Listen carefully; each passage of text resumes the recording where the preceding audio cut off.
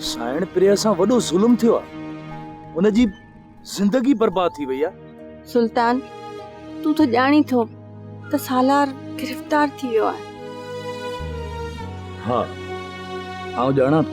सुल्तान, हो मुंहिंजो भाउ आहे। ॼाणां थो पर मञा नथो। हू सिर्फ़ नाले में तव्हांजो भाउ। जहिड़ो बि आहे, पर आहे त वॾे लाइक़ जो पुटु न। जी हाँ।